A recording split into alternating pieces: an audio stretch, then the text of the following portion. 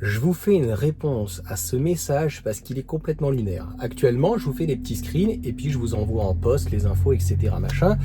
Donc voici son affirmation. Moi, je vous laisse juger vous-même. Le modèle Y, grande autonomie, l'ancien ou le nouveau, de toute façon, c'est la même batterie. Logiquement, c'est vrai qu'il est un petit peu plus long, donc un peu plus performant. Ils ont revu au niveau du réducteur, etc., etc. Un peu plus, entre guillemets, retravaillé. Donc, 5 recharges. Il y a a priori 1000 km. Je vous mettrai après, donc moi je l'ai simulé avec mon modèle Y CATL, petite batterie standard Pepperlou, avec un véhicule de 2 ans, puisqu'il va adapter en fonction d'eux, puisque le véhicule a une petite dégradation, pratiquement 50 000 km. Je suis à 4 charges. Mais si tu veux, je sais qu'on va être à 3 charges. 2, ça va être juste. Peut-être pour un modèle 3, si tu faisais une charge à 100%, 2, ça passerait, c'est-à-dire que tu arrives à 10%, tu recharges à 90-100, donc tu vas perdre quand même un petit peu de temps. Tu te arrêtes donc au bout de 350, donc 350, ça te fait 700, et tu arrives pratiquement à 0. C'est plutôt chaud, mais on va dire que raisonnablement 3. Pour le reste, ça va être très difficile de comparer en fait un modèle Y avec un Scénic qui va à 3008. Ça n'a rien à voir. Moi, je suis à la base pro thermique et Peugeot et Porsche. Donc si tu veux, tu prêches un convaincu, sauf que sur le Scénic et sur le 3008, on est sur des très grosses batteries, 87, 98 kWh pour l'autre. Le modèle Y a une plus petite batterie, a une meilleure charge, même si elle est critiquée parce que elle n'est pas folle, en fait, elle a un très beau pic, mais elle ne tient pas un beau palier, si on peut dire. Le véhicule, en fait, si on devait comparer un 3008 full avec grosse batterie et le Scénic en fait où ils ont bidouillé pour avoir le bonus, tu sais, donc en fait le mettre en option, mais en fait en Belgique par exemple il vaut 52 000. Donc si on devait le comparer en termes de prix, c'est tout ce qu'on arrête en fait, c'est 52-53 000 euros, parce que tu as des petites tartines bien sûr de la concession en plus, mais c'est le prix d'un modèle Y grande autonomie. D'ailleurs l'ancien est vendu à 48 000 je crois, neuf. Donc 48, 50 000, tu as un modèle Y performance. Un ancien.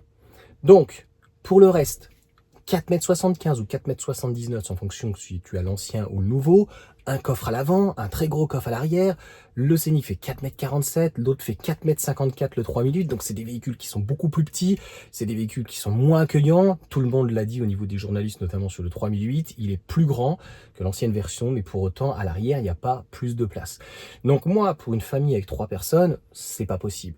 Cela étant dit, si on compare donc en termes de prix, 4 roues motrices, 5 secondes ou 4 secondes 8 en fonction du modèle. Comment tu veux rivaliser en fait? C'est pas possible. Soyons sérieux. 220 chevaux pour l'un, on est aux alentours des 9 secondes, et l'autre 230 chevaux maximum, très lourd, plus lourd que le modèle Y alors qu'il est plus petit. Donc on voit bien qu'on a un véhicule qui est cher, pas performant, voilà, technologiquement parlant en termes de voiture électrique, c'est très très moyen. Comment se fait-il que le véhicule soit plus petit, moins logeable, et finalement qu'il consomme plus et qu'il soit moins performant? Donc, sans comparer de toute façon avec même 4 roues motrices, aujourd'hui, tu as un grand autonomie à 47 000 euros. Donc pour moins cher, tu as plus grand et tu as pratiquement mieux partout. Le Scénic n'a pas de cuir, par exemple, sur la version iconique, il n'y a pas de cuir. Donc je crois qu'on a de l'Alcantara sur la version Alpine, mais ça s'arrête là.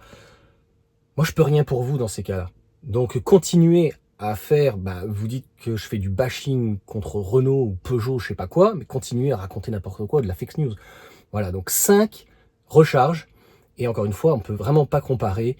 Moi, en véhicule principal, partir d'Île-de-France et aller dans le Var dans un peu plus d'une semaine, mais il est hors de question de le faire en fait avec un Scénic. L'agrément de conduite, voilà, c'est vraiment... Inconvénient, toit en verre, tu vois, je transpire, il fait très chaud. Il y a des avantages et des inconvénients, mais moi je te parle d'un point de vue praticité, comportement routier, et voilà, 5 secondes 9. En fait, qu'est-ce qu'on peut comparer? Mis à part un prix, qu'est-ce qu'on compare en fait? Je comprends pas. Une traction avec une 4 roues motrices, un véhicule qui a un cuir, l'autre qui a pas de cuir, siège chauffant, volant électrique. Ah ouais, mais bon, moi j'ai pas Android Auto, machin et tout. T'as pas d'écran à l'avant. Bon, après l'extrême, bon, ça peut se rajouter. Il y a une caméra à l'avant qui est vraiment super. Qu'est-ce qu'on compare en fait? Donc pour moi, si tu veux, pour le quotidien et pour les longs trajets, c'est compliqué un 3008 ou un Scénic. Donc pour tous les arguments que je viens de dire, autonomie, puissance, comportement routier, les performances, l'agrément de conduite, le 3008 est très lourd avec sa très grosse batterie. J'adore Peugeot, c'est une super marque, mais en électrique, notamment le 3008, il faut aimer Peugeot. Voilà. Mais à un moment donné, si ça te dérange pas d'avoir un véhicule plus grand, ben je pense qu'il t'en donnera en tout cas beaucoup plus, et ne serait-ce que le 4 roues motrices. Pour la sécurité, c'est incomparable. Sur l'ancienne version, 48 000 €. Allez, continue à troller, continue à raconter n'importe quoi, mais à un moment donné, il y a une réalité, et les chiffres sont là, les faits sont là, mais continuez. Allez, ciao à tous, et puis les trollers, ben, vous êtes des champions du monde.